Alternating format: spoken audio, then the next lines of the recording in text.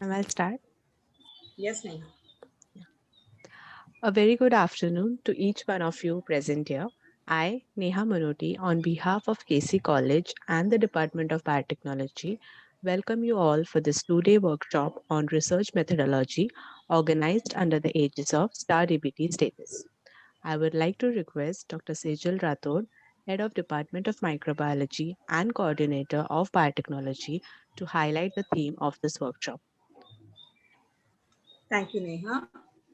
Very good afternoon to our resource person for the day, Dr. Mukta Ambedkar, our Star Status Deputy Coordinator, Dr. Sagarika Damle, all colleagues and dear students. So here we are today organizing a workshop, a two-day workshop on research methodology, where you'll be guided as to how do you go about publishing your paper and what different tools you can use. This is because most of our students they carry out research work, whether it's their semester 6 project or star projects or even the SHP Science Honors project that they do. So after they finish the research work, then comes that they want to publish this paper. So how to go about, what to do. So they are clueless at that time. So we thought might as well, while they are doing their research, it's better to guide them as to how do you go about, publishing your research. What's the correct way, and who better than Dr. Mukta, who's an academic editor, who's a professional in the field, to guide us. So I'm hoping that these 2 days will be enriching, and all of y'all will, including me, will learn new things, or how to publish our research work better. So welcome once again, all of you. Yeah, over to you, Neha. Thank you, ma'am. I would now request our coordinator of DPT Star Status, Dr. Sagrika Damle ma'am, to speak a few words. Thank you very much. A very good afternoon to one and all present here. And I would like to congratulate the Department of Biotechnology under the leadership of Dr. Sejal Rathod for thinking and organizing a webinar, a two-day webinar on such a important topic. A very warm welcome on behalf of KC College to Dr. Mugdha Ambedkar, the source person of the 2 days. And I'm sure that all the participants who have joined, and I can see really a long list of participants who have joined to take advantage of this excellent webinar that is coming your way. Um, I would just like to say that DBT star status.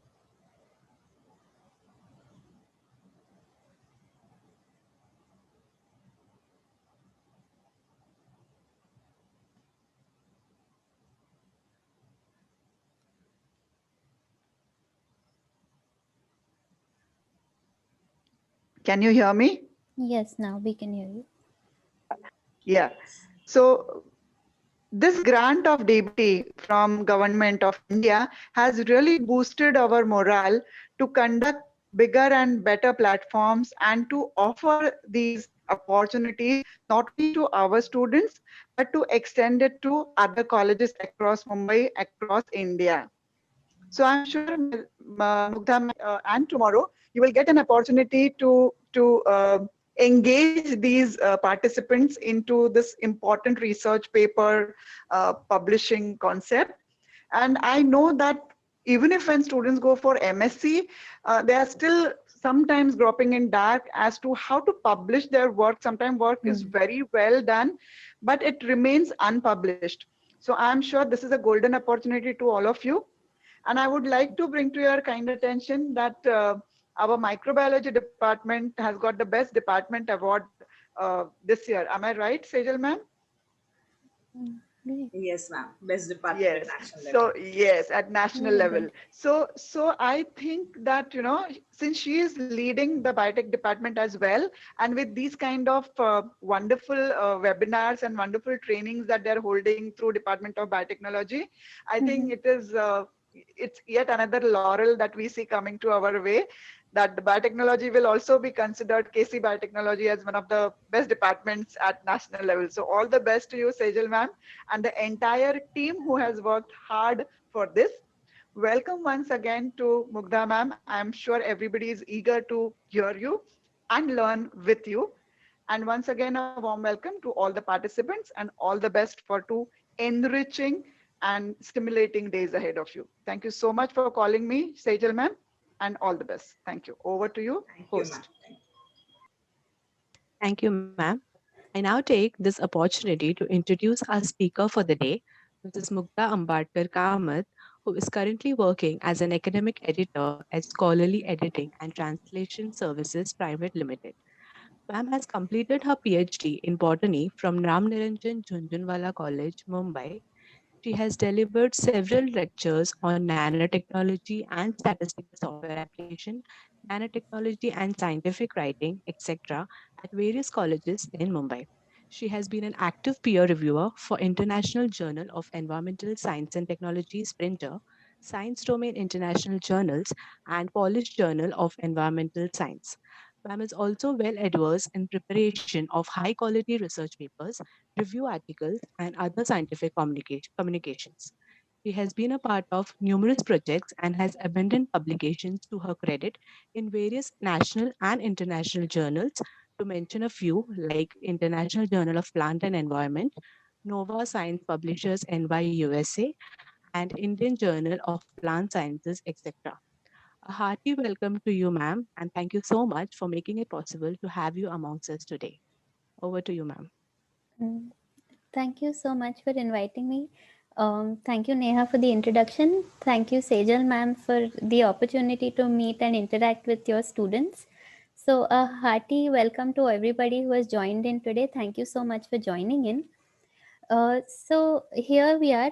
My name is Mugdha Ambedkar, and we are going to discuss how to publish research papers today.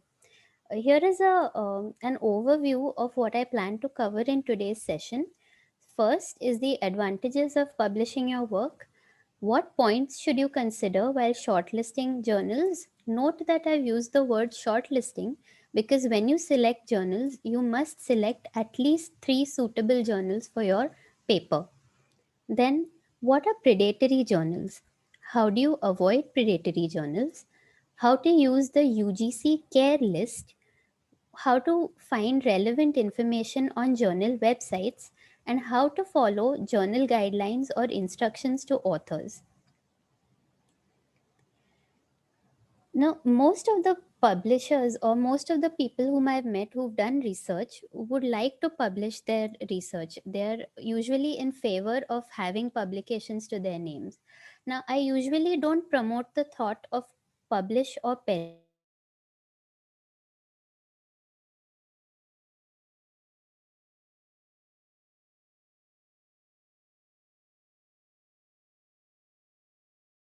perish. Now, Some technical error, is it?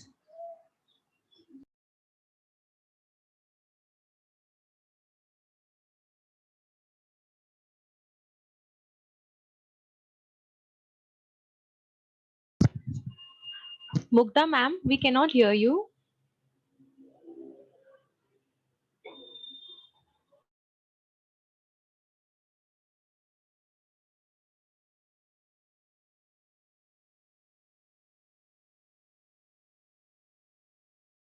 I think she has lost connection or something. Ma'am, she's still there in the yeah, I'm participant. here. Yes. Okay. Okay. Can somebody tell me what was the last thing they heard? You just started with this slide advantages. Publish or perish is what. Okay. So, all right.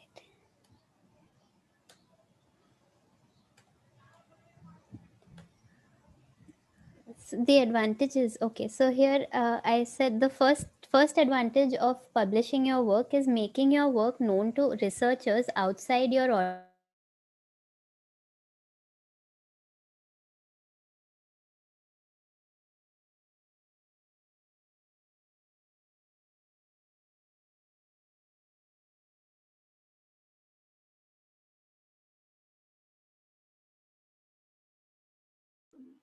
Now, Prachi, if you could just call her up and Yes, ma'am, find doing out that. what's.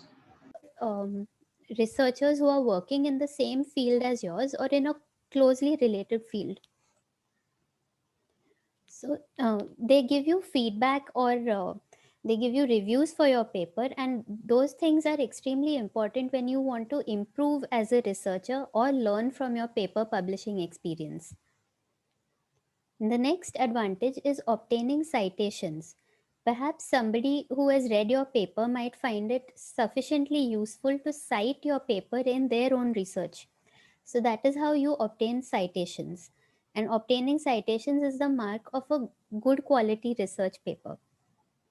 Also, improving your credibility as a researcher is highly dependent on quantity of your publications. If you are a lecturer and you are sort of trying to improve your academic performance index, then the number of publications you have is definitely something that adds weightage to your academic performance. What are the points that we should consider while shortlisting journals? Now, I'm not saying that you should shortlist journals based on their academic performance.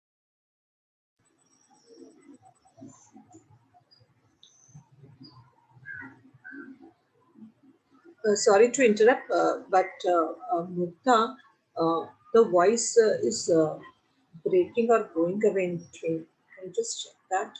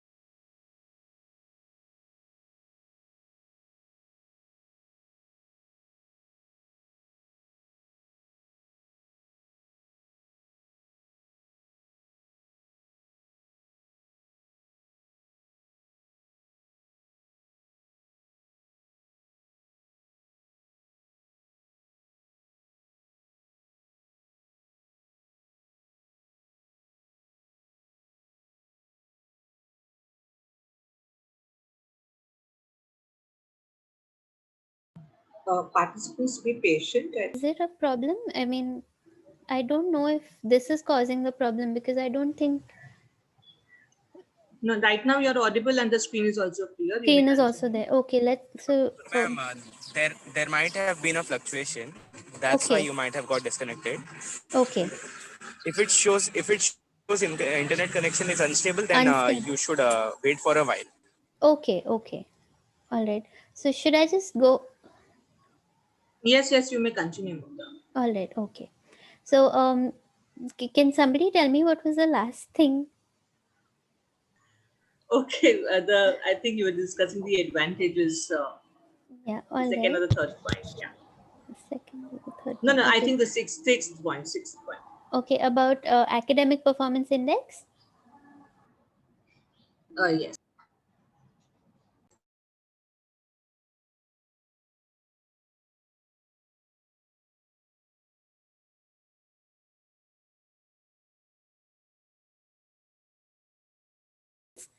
The first thing that seems to be a very major concern for research students in India is whether the journals they have selected are listed in the UGC care list or not. So now this is probably one of the first things that we should be checking for. And because listing, the idea behind UGC creating a list of journals is to have some control over the quality of the journals that are in the list as well as the content of the journals. So the idea behind having a list is to make sure that there are high quality publications churned out every year from Indian research scientists. So the list that we are talking about, UGC care list, is available or accessible rather from the link mentioned on the screen. So the next thing you should be looking at is what are the aims, the scope and the readership of a journal that you are looking for. Now, usually journals have websites which have very clear aims stated, something like this journal aims to be the leading journal in, say, the subject of biotechnology, and it intends to provide maybe rapid and hassle free publications of high quality research. That could be an aim. So you get to know from the aim that one of the major thrust areas of the journal is to publish rapidly. Now, even the scope is usually the subject area or the topics that are relevant to the journal. So usually you must check this before you select a journal, because journals tend to outright reject any publication that is not within the scope of that journal, and that is irrespective of the quality of the paper. If it doesn't fit in the scope, they simply cannot accept it. Readership is another thing which may not be very well specified on the website of the journal, but the thing to remember here is, say that your paper or your research work is based on, say, the design of a microbial fermenter. So, for work of this kind, it would be better if your readers are industry professionals rather than strictly academic people. So, sometimes you'll find that journals specifically mention that this publication caters to readers from industry or readers from academics. So, in that case, if your journal says so, you should probably pay heed to this information. The scope of the journal will also let you know if the journal has a particular special issue for the next quarter or in the next month. And suppose the topic of your publication is somewhere similar or very closely related to the thrust area for the special issue, you have a very good chance of being published in that journal in that special issue. Another thing you need to look at is what type of articles are accepted by the journal. Sometimes, usually original articles are accepted by all journals, but review articles or short communications may have different requirements. So, a review article often is not accepted unless the editor of the journal requests authors or sends out an email saying that we are accepting review articles, please contribute.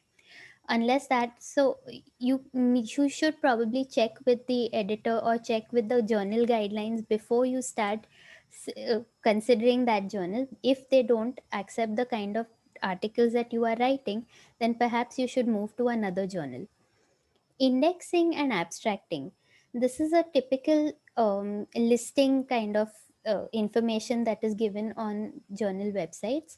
It is a reliable marker of journal quality. When I say reliable marker, it's because in order to remain in the list of or a database, the journal has to meet minimum quality standards, and if it has to continue to remain on that list, it has to keep those quality standards or maintain them, because as soon as the journal drops its quality, it is struck off the list. Now, these lists that I'm referring to, you may have heard of Web of Science or PubMed or something of that sort, maybe in the Index Scopus or something like that. These are databases for papers, no doubt, but the papers are all journal papers. Therefore, whichever um, indexes that a journal is listed in, its papers are most likely to be found in those databases. Impact factor. Impact factor seems like one of the most sought after index of journal quality. Most students would want to know what the impact factor of their target journal is. But I would like to bring to your notice that impact factor is simply one of many indicators of quality. So you needn't be too concerned about what the impact factor of your journal is, unless of course you require a certain impact factor for promotions or maybe pay scale revision. Now, the trend nowadays is to have open access publishing, and open access publishing would mean that your article is free for everybody else to read. So whenever it is free, the author is expected to bear the cost of his readers or her readers reading their article for free. So, open access publishing obviously goes with a publishing fee. So there are associated costs, like very few journals have complete open access and no associated cost. Those are usually run by government bodies like the UGC itself, or maybe ICAR or something like that. But by and large, if it's a privately run journal, it is most likely to have a high cost associated with open access publishing. But the good thing is, many journals offer a regional discount. Say, if you are from India or you're from some of the African nations, you are given a price discount. Sometimes it's like, if you submit your article before so and so deadline, you can get a 30% discount. So you should be on the lookout for things like that, because the charges for publishing are quite high.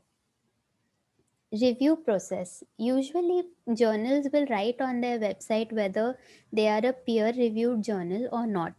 Always select a peer reviewed journal, because that helps you to ensure that the quality of your article is good. Review time, publication time, and acceptance rates are also additional information that is given on journals. Nowadays, people want, or researchers want journals to tell them how long they're going to take to review the paper and how long it takes to publish after submission. So these are this is information that you will find, but not it's not necessary that every journal displays this information. Now, acceptance rates are usually a little debatable, because high acceptance rates do not necessarily mean that the journal accepts low quality papers.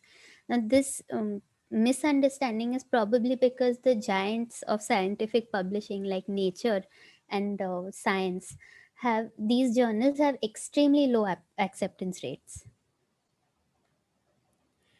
You may have heard the word predatory journals or fake journals or something of a similar kind. So predatory journals essentially are journals that do not follow mandatory publishing practices. Now, when you say do not follow mandatory publishing practices, they don't do what is expected of journals. So here are a few things that predatory journals might do. They may collect fees for open access publishing and your manuscript, and say, your manuscript is, of course, your intellectual property. So they have your money and they have your intellectual property. In addition to which, they may or may not publish your article. So these predatory journals basically don't do anything with your article. They don't even have a review process. Sometimes if they have a very minimal review process, they subject your paper to that, and they publish low quality or completely plagiarized articles. Once you have submitted your manuscript to this predatory journal, you cannot track the manuscript, which is not the case with other journals. You can always get a status update about your manuscript after submission. Because these journals are most likely to be fake, usually you will never find citations of papers that are published in these journals. Besides, these journals are usually never listed in any academic database. The question is, how do you identify a potentially predatory journal?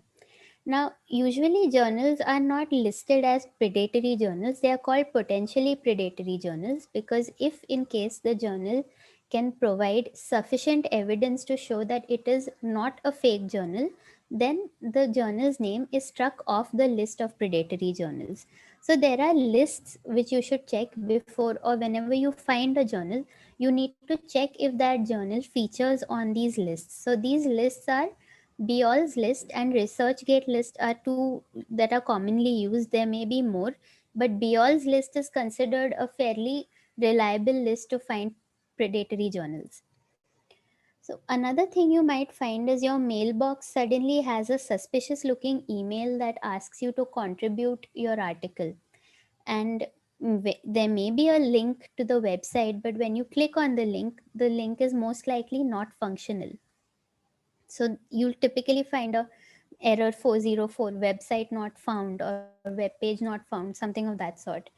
Even if they do have, suppose they have a website, it will probably be one with very many spelling errors. And this website will have probably no information about indexing or abstracting. It will not make a mention of anything related to academic databases. There may be no information about previous issues because they're most likely not there.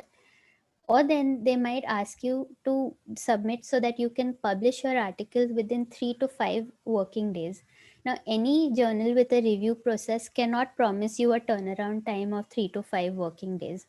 So this is one of the major ways to find a potentially predatory journal and identify and avoid them. So how to use the UGC care list? Now, the search I did originally was for UGC approved list of journals. I was taken to this page, but then I found here that the list of UGC approved journals has been replaced by UGC care list. So I clicked on that, and this is the page I came to. If you see on the on the right side under important notices, you can find a click to a link to group 1 and group 2. So group 1 consists of journals that UGC has compiled, and group 2 is a list of globally indexed or globally recognized journals which may be in a lot of other academic databases like Web of Science, or mainly Web of Science. So that, because that's what it seems like when I clicked on that. So you have to register and log in and then click on search under group 1. That's where you go to group 1. So I took a look here, and it seems that all the journals that they have in their list are segregated based on their topic. So under sciences, there are about 300 odd journals. But when I clicked on that, I decided to do a search for biotechnology. And when I typed biotechnology in the search bar, I immediately got three potential journals into which I could send my paper. But if you notice, there is this column called action on the extreme right, which says discontinued from October 2020. So, and then when I looked at the total number of journals, it was much more than 300.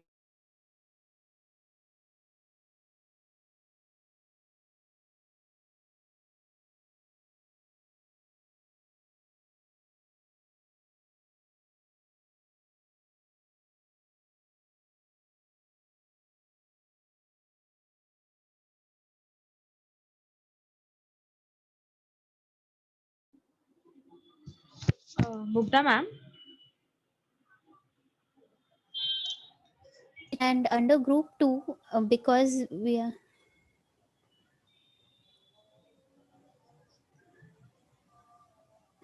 am I audible? Yes, now. Okay. Was I audible so far? We heard about the 418 journals still there. Yeah, that was the last thing. Yes. Okay. So after that, 418 journals. So the count being high because even discontinued journals are still displayed on the list, which is why there are 418 journals. Although under sciences it says only 309 active journals. So I believe the number in brackets here is the number of active or usable journals. So under group 2, what I can see here is Science Citation Index Expanded, which is also part of the Web of Science family of databases. So when I clicked on that, I was allowed to make a search here. So I searched for biotechnology under Web of Science under group 2. Now my screenshot has only one it has only one journal, but in fact I got a whole list of them which I could use. So I think if you look under group 2, you are likely to get very many more options than you would under group 1. So now the question is, how do you read the information on websites if you want to find the information that you need, because there is a lot of information on websites and it's in the form of sections and pages and tabs. So the first thing you need to go to is the aims and scope of the journal. Like I told you, here is what you'll find information about the focus areas of the journal, and you can decide whether your topic, the topic of your manuscript, fits or is relevant to the journal. And if you want to find the information about the journal, you can also go to the journals even share a list of keywords, suitable keywords. So the idea behind sharing this list of keywords is to say that if you have any of these keywords in your paper, or maybe couple of them or maybe 10 of them, then your paper is suited to our publication or to our journal, so you can send it to us. About the journal, this is a tab that you will find in almost every website for a journal, and that will give you information about impact factor, maybe impact factor over 2 years or 4 years or 5 years. Usually it is either 2 or 5 years. It will tell you which academic databases is this journal indexed in. It also tells you whether the journal is peer reviewed or not. So this section has to be read with a lot of care to ensure that the journal that you are selecting is a peer reviewed journal. Like I said, peer reviewed journals are the trend now, because the chances of having a low quality peer reviewed journal is usually less than a non peer review journal. List of past issues. Now you might find a section called past issues or archives or something like that. Old issues, perhaps. Many journals use the word archives. So what is the importance of this section? It can give you information like which year was the journal started in. Now why is this important? Because usually predatory journals, you will find, don't have past issues, and they'll say that we just started this year. So if you look at the past issues of a journal, you can probably tell how long they've been around. You can also count and see how many times they are published in a year. You can see how often they make special issues, and you can also find out if the journal has been renamed in any of these years of its publication. The most important, probably the only thing that you've read so far on a journal website, is the author guidelines. Now these are this section tells you a lot about what you should do with your paper. Now by and large, I usually recommend that you start looking for journals only after the first draft of your paper is ready. It's because it's usually easier to look for a journal when your paper has some physical form, so that you know that it is about 1,000 or 3,000 words long. So once it has that kind of form in front of you, then it becomes easier for you to conform to guidelines, or then make changes in your paper accordingly. So, author guidelines will tell you what types of paper are accepted. Sometimes it may tell you how many words are accepted for every type. Perhaps review articles are allowed to have a length of 8,000 words, but an original article should not exceed 5,000 words without references, and so on. You will also find data, information about how to format your paper, and whether you should be using a template or some typical text formatting, or whether you should be using JPEG images or PNG images. And it also tells you about publication charges. The additional information on a website is the type that you should be looking for, maybe how long it takes to give you the first decision of their review. This is the review time. How much time after submission it takes to publish, and what is the acceptance rate. Now, how do you go about following author guidelines? It's always better to have your first draft ready, like I said, and you can always look at whether your article, sometimes your article may be too long for according to their requirement. So you may have to cut short some parts of the introduction or maybe discussion, mostly things which you have added literature review can be removed to meet the word counts. Sometimes they may require short communications because your study may not be a complete study. You may be the first to have reported this kind of observation, so you can't really go for a whole for a full scale original article, and you may have to go for a short communication. If your paper is of a short communication type, then the type of journals, the number of journals that accept this type of article are relatively low. So your choice becomes less, and you need to check clearly whether in the guidelines whether the journal states that they accept short communications or not. Word counts are important in an abstract, because usually when your abstract is displayed even on Google Scholar or wherever it is displayed, there are a certain number of words that can be displayed there. So whenever you have your article, it has to have an abstract which sells it, in the sense that which brings out the best features of your article within the given word limit. There may also be a page count or word count, like I said, for your original articles. Formatting requirements. These some journals are very picky about their formatting style, and they may want you to cite references in the Vancouver style, as in numerical style, or then the author name date style. There may be, reference formats. There may be formats for tables, figures, images. Some of the journals are very particular about what kind of language and spelling you use.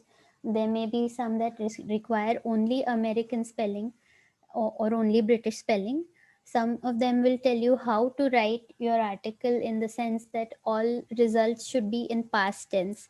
You should use inclusive language, which means you cannot have patients with he and she. You must say patients and they, third person. That means you cannot say we found this. You will have to say it was reported or something of that sort. And they require you to write in passive voice. Now, few journals have such stringent rules, but there are journals which have these, and it is better to follow them, because they usually won't reject your paper, but you will probably get it back for revision based on the same thing. Now, some journals are also very clear about what kind of unit system you use. They may want you to use the metric system or the SI system, or then foot pound second, because different journals may be from different regions, and some may be okay with you expressing volume of some liquid in liters. Some may want you to say decimeter cube, and some may want cubic feet. So it's always better to conform to their style. I don't know how many of you are aware of academic styles, but there is like these AMA is the American Medical Association, and they have very strict rules about how you write. So, according to AMA, you cannot say diabetic patients. You must say patients with diabetes, because according to them, it is unfair to label the patient with as a diabetic. IEEE is the Institute of Electrical and Electronic Engineers. Even they have very typical styles of how the paper should be written, and whether how they like everything in present tense rather than past tense. So these are styles that you will have to conform to. The author guidelines will tell you which style that the journal follows. Sometimes journals don't mention it, and in that case you are lucky, because then you can simply follow your own method. Open access charges, or publication charges, they are also called APCs. Or you should probably look for a discount here or wherever it's available. Always make sure that you read the full charges available, because usually they might write $3 USD 300 plus VAT as applicable in your local region. So you need to check for that. And always, if you're in doubt, it is better to write to the editorial office, whose email address is also provided always. You can write to them and find out for sure. Also, you need to see what type of submission the journal accepts, whether it's email or whether they have a submission portal. Submission portals are usually now how people upload their papers onto a portal, make an ID. So now it becomes easier for you to review or when you check the status of your article, it's much easier if it's on a submission portal. As you go along, you'll see that it's much better than the email system. So after you've referred to all these guidelines and you've decided to follow them, what do you need to do? What are the next steps? So you have to modify your manuscript to meet the word and page counts. You may need to add relevant keywords so that according to the journal, your paper becomes something that can be searched for within their set of papers. Check if the language and style requirements are met. Check for plagiarism. This we'll be dealing with tomorrow, but you need to check your paper for copied text, and it's better that you avoid it altogether. Avoid copying as it is from any source. You need to format the manuscript, maybe the text or the tables and figures, and then submit according to the requirement of the journal, whether through email or through a submission portal. Thank you. Thank you for listening. I'm really sorry about the technical errors that happened, but yeah, thank you for listening. No problem, ma'am. Thank you. So, are there any questions? Yes, ma'am. There's a question from Kusum Rawat. She's Okay. asking that how can we look for free submissions where you don't have to pay for it. Okay, the question is a really good one, and it's usually something that it affects you because you would be preferring to submit in a free journal.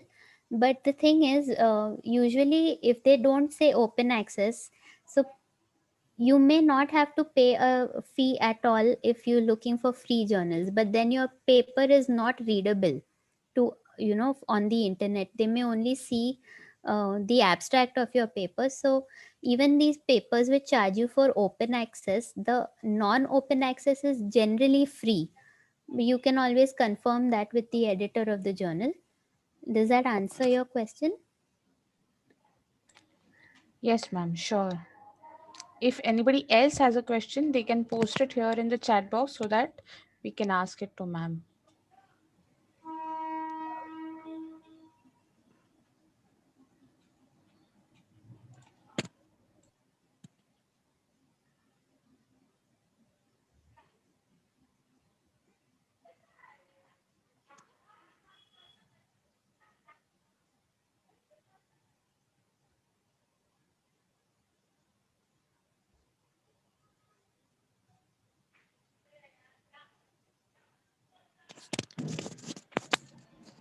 So the next question from Prashant is that how can we identify the predatory journals?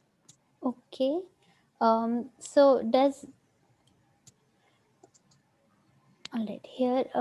One of the things is you need to check whether the journal is featuring on this list of BIOL's predatory journal list or the ResearchGate list. These lists are regularly updated.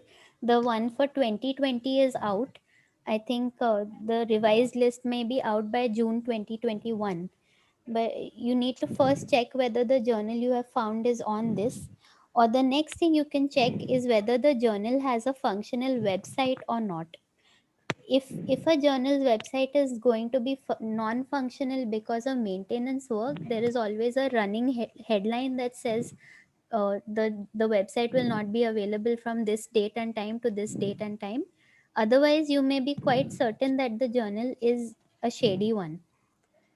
Another thing you can check is whether it is indexed in any of these academic databases. You can probably check Index Scopus, you can check Web of Science. If the journal is, there's also India Citation Index, ICI. In case the journal is not there, I would recommend that you avoid trying to send your publication to this journal at all. Does that answer your question, Prashant? Thank you, ma'am. Yes. We have yes, Prashant says yes, ma'am, you have answered the question. Okay. He's asking that what happens to those predatory journals? Usually I believe they're asked to pay a fine or something, but in 90% of the cases, once they're discovered, they just disappear. So you will never hear from them again. So, ma'am, just in case, if anybody has sent them their paper and published their paper, so what will happen Okay. to that paper? Will it be lost from the internet and from the history? Like, It may not be lost from the internet, because if it has, if the paper has shown up in say Google search, Google Scholar somewhere, it'll be there, it'll definitely be there. Only that it may be it'll carry the tag of being published in a predatory journal. So I would recommend that you may write to the editor of of a journal which you find suitable, and tell them that it has been published in a predatory journal and what can they do about it. If suppose they ask you to reword it or rewrite it a little or change it in some way and then send it to them, then you can probably avail of that benefit. You don't write it off and don't think it's lost. You can always try to recover it in this way. Maybe you can approach another journal, but you have to tell them that you have been fooled or you have been cheated. okay. They might provide you with some guidance. Ma'am, Rachita ma'am has asked how much importance should we give to impact factor while publishing? Um, okay, one of the things is, if you are looking at impact factor because maybe a promotion or something depends on it, then that will be your primary selection criterion for the journal. But if you are not looking for a promotion, or if it doesn't affect your pay scale or something, then I think the more importance you give to maybe indexing and Mm, yeah, indexing would be a better thing. So maybe if you have to split it up into percentage, I would say give 70% weightage to indexing and 30% weightage to impact factor. Does Okay. that answer your question, ma'am? Yes, ma'am. Okay, the next question from Shankar is that why do some publications do not prefer short communications? Usually, publications would like to have a full length paper, because that means that the work is complete, or that it can be reproduced in another laboratory. The problem with short communications is that it is supposed to be followed up by a full length paper. So journals are of the opinion that you complete the work and then we'll publish your full length paper. But sometimes, by the time you make your full length paper, somebody else might also publish the same thing. So the idea behind a short communication is to say we were the first people to find it.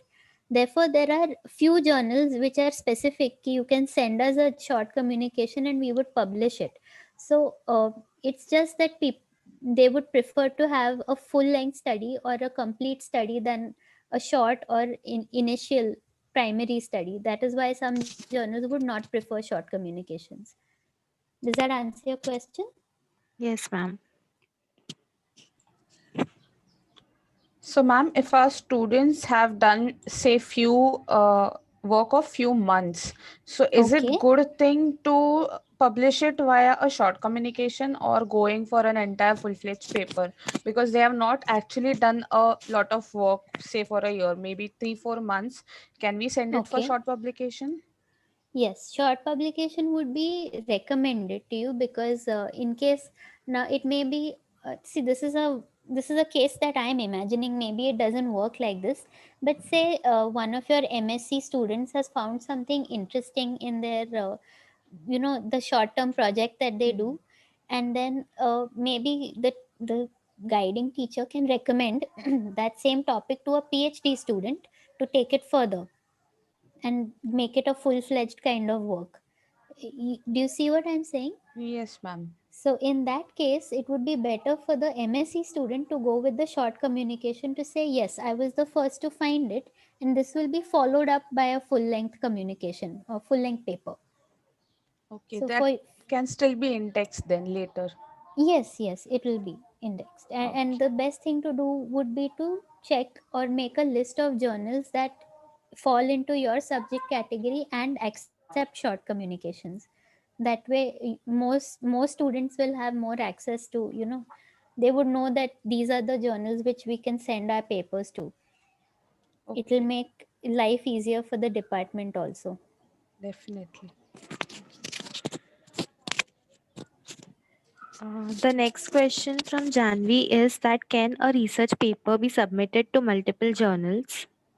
At a time, no, it is a wrong practice. You usually, when you send your paper, you are asked to agree or to give them in writing that this paper is not currently being considered anywhere else for publication.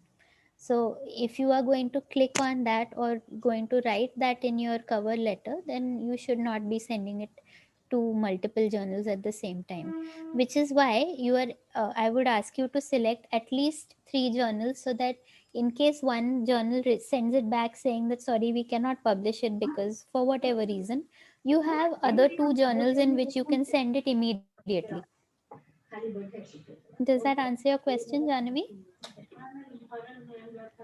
Yes, ma'am. Jahnavi is saying thank you. Okay. Atmaram is asking how to manage semantics and semiotics. How do okay, this I will have to probably look into and then come back and answer you maybe tomorrow if you're attending tomorrow's lecture, because as of now, off the top of my head, I cannot answer this question. Okay, ma'am. I just have one question, ma'am, that what all things have to be prepared whenever we are sending a paper for the publication? You mentioned something about a cover letter. Yeah, a cover letter is optional. Some journals require you to send it, but whenever, say, just assume that you are writing a cover letter. In your cover letter, you're supposed to give a very brief description of what your paper is about. You need not paste your abstract there, but you may, for example, you may say that I am working on the effects of Tulsi on immunity. This is just an example, on human immunity. So that would be one line saying what your paper is about. And then you may have to tell them why it is suitable to their journal. Maybe it fits in the keywords or something of that sort. And finally, you will have to have a declaration saying that you have not submitted this anywhere else, and it is only being submitted to the said journal for publication. So that is a cover letter. Your manuscript will have to be ready, obviously. Then you may have to separate your abstract. These submission portals usually require you to send everything separate. So you will have something called a title page, where you have, the title of the paper, the names of the authors, and which college or association, whichever organization they're associated with. And this title page is never sent to the reviewer, because usually if a reviewer doesn't know who you are, he is more likely to provide an unbiased review of your paper. So that is why they ask you to separate the title page. So you will have a cover letter, a title page. Your abstract may be asked to be sent as a separate file. Then you have all the text, then your tables will be in a separate file, and your images will be in a separate file. And if you have any supporting information like an appendix or something of that sort, that would also be a separate file. So all these files have to be ready before you submit your paper. Okay. Ma'am, Chitra has a next question. Okay. She's asking which one will have more acceptance rate, a research article or a review paper of the same topic?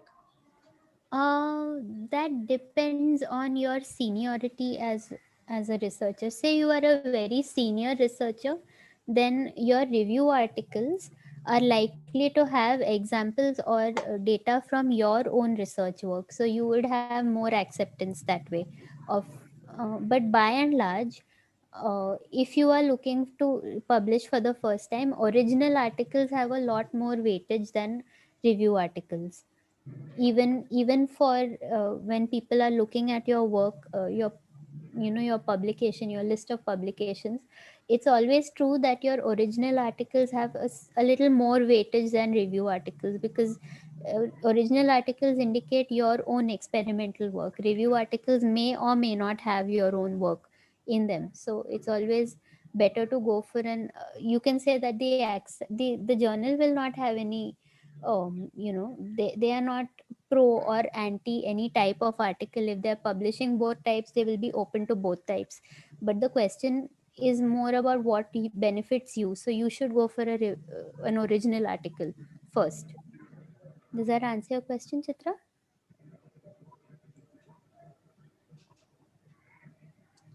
Yes, ma'am. Chitra is saying yes. And there is one last question by Prerna. She's asking what can be the reason due to which our paper can be rejected by a publication. All right. One of the things is this should not happen, but this is the case in a lot of journals from the US and Canada. Usually, if you are an Indian researcher and you are not associated with any premier institute, then you have a high chance of rejection. This is one of the malpractices of science. The other thing is perhaps your article topic does not fit into their scope. That may be the case also. There may also be something like if you do a little additional experimentation, then your paper becomes more complete in their in their opinion, and they would send it back to you to add a little more data and then probably decide whether or not they want to accept it. So there may be a certain lack of completeness, maybe lack of novelty, this scientific racism, like I told you, this you're from India so your paper must be bad, and not fitting in the scope. These are the four major reasons as to why your paper may not be accepted by a publication. Does that answer your question, Prerna? Yeah. Yes, ma'am. Thank you so much. Okay. Okay. Thank you so much, ma'am. Now we end the day one of this workshop here. We'll Okay. continue with the day two session tomorrow at the same time, same place. And Yes. also, I would kindly like to mention that the feedback link for the workshop will be shared at the end of day two session. Okay. So, Okay. That'll be great. thank And you, everyone. thank you so much.